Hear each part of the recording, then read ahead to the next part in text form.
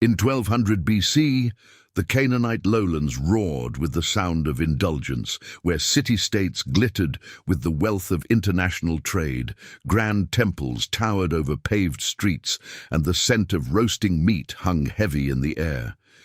Excavators digging through these ancient layers find one signature of this opulent lifestyle everywhere: the pig. It was a common, convenient food source for a people whose survival was bought through urban luxury and proximity to royal markets, where they lived behind massive, stone-fortified walls, designed more to impress neighbors than to endure the test of time. Their world was defined by the king, the merchant, and the absolute necessity of the city-state for protection. Yet high above these glittering valleys, a massive movement began as thousands of people turned their backs on the lowlands to ascend the steep, treacherous passes leading into the central highlands. While the lowlands were defined by their excess, the jagged, unforgiving mountains were silent, possessing a rocky, thin soil that would have caused any culture rooted in the vanity of the valley to collapse within a single season. Yet a new people arrived in this wilderness, appearing in the archaeological record almost overnight as they surged into the heart of the region to establish hundreds of small, connected outposts that spread like a wildfire across the previously empty, rocky ridges. Rather than building grand gates or raising ornate temples to impress the world, they built something else entirely: a life of rugged, intentional separation. If we look past the surface-level silence of these hilltop ruins, the ground itself begins to tell us exactly why those remains are missing. Not through the architecture of a fortress, but through the blueprints of a totally different kind of home. This mystery of the missing remains is just the beginning of a puzzle that challenges everything we think we know about the birth of a nation. The four-room house became the definitive signature of this population, marking a sharp departure from the chaotic, cramped living arrangements found in the Canaanite cities.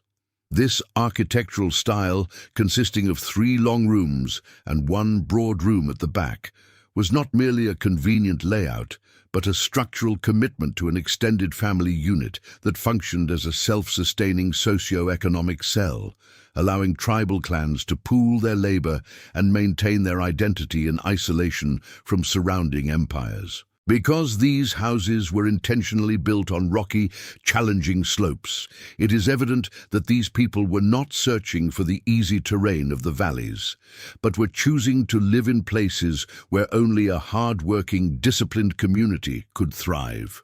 Beside these foundations, the most common artifact found by excavators is the collared rim jar, a distinctive storage vessel designed for long-term survival that allowed these settlers to hold grain, oil, and water through the lean months of a mountain winter. By acting as a witness to a group preparing for a life of self-reliance, these jars show that they were intentionally distancing themselves from the trade networks that tethered everyone else to the city-states. These settlers were not just building homes, they were establishing a counterculture that prioritized family cohesion over the competitive vanity of the merchant class. We have to ask ourselves what kind of internal pressure forces an entire population to walk away from the security of the city for a life of self-imposed labor in the clouds. If you find this forensic look at biblical history as compelling as we do, join us by subscribing to the channel to uncover more of these hidden, faith-building realities. This rejection of the city-state's luxury becomes glaringly obvious when you dig into their trash pits, where the absence of what they refuse to eat reveals a cultural code more rigid than any city wall. In the stratified layers of these hill country sites, the absence of pig bones acts as a silent but powerful indicator of a deliberate identity. While neighboring civilizations viewed the pig as a valuable common food source, these mountain settlements consistently leave behind clean refuse heaps, completely devoid of the animal. This was not a dietary preference based on poverty, as the people were capable of raising other livestock like sheep and goats, but was instead a massive cultural rejection of the prevailing Canaanite norm, representing a collective choice to adhere to a code that set them apart from every other group in the region. The silence of the idols further reinforces this, as the household debris is remarkably clean of the small clay fertility goddesses that were ubiquitous in every other home in the ancient Near East.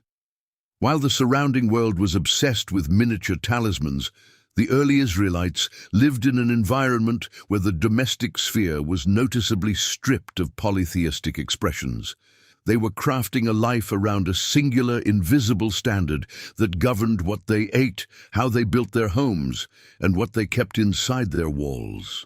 This internal, hidden code functioned as the glue that kept the nation together, even when they lived in small-scale villages that lacked any centralized government or king to hold them accountable. The physical remains of their daily life show a people who were not just living in the hills, but who were living by a law that demanded a total departure from the common religious practices of their neighbors. This link between the physical purity of these sites and the invisible covenant they followed is the key to unlocking the entire forensic mystery. This relentless commitment to a hidden divine standard explains why, despite the impossible geography, we suddenly see a massive demographic explosion that forced these settlers to literally reshape the face of the mountain to accommodate a new nation. The arrival of these people was not a slow drift of nomadic wanderers, but a sudden massive surge that filled the central highlands with hundreds of new communities in a very short window of time. To support this growth, the settlers engaged in a project of landscape engineering, carving massive stone terraces into the steep mountainsides as they pushed further into the rugged interior, systematically transforming rock and scrub into productive terraced orchards of olives and grapes. This immense back-breaking labor was a statement of intent, proving that they intended to stay, thrive, and build a future on the very land they had claimed. The sheer scale of this transformation is the final piece of the forensic puzzle, because it shows that a large, organized group of people was acting in total unison to create an entirely new reality. They were not relying on military fortifications or grand, imposing gates, but were instead dwelling in a shared social security that came from their absolute commitment to the covenant. Their strength was not in the stone walls that protected the Canaanite cities, but in the internal cohesion of their tribal structure, which allowed them to survive in the wilderness through cooperation and shared labor. When the archaeology is stripped of modern, cynical theories and looked at as a story of a people who were following a divine map, the evidence of the pig bones and the house structures becomes a smoking gun. Consider for a moment the radical discipline required to maintain these distinct cultural boundaries for generations. In your view, which of these markers, the diet or the architecture, serves as the most powerful evidence of their faith in action? Share your thoughts in the comments below, because we are building a library of these discoveries together. As we look at why they would forsake the ease of the city to live in such stark, difficult contrast to the world around them, we see the material record of a group that turned their back on the prestige of the lowlands to live by a higher and more difficult standard. They proved that a nation is not built on mortar or military conquest, but on the radical commitment to a standard that exists beyond the physical realm. The early Israelites left behind a civilization of the spirit, one that is still visible in the dirt of the hill country for anyone willing to look at the remains of their simple, set-apart lives. They were the original counterculture, the first to show the world that when a people binds their daily existence to a higher authority, they become a force that can transform a barren mountain into a land flowing with the fruit of their obedience. In every shattered pot and every terrace wall, There is a clear witness to a promise kept, a nation formed, and a standard that outlasted the vanity of the empires that surrounded them, making it clear why the first Israelites left no pig bones behind.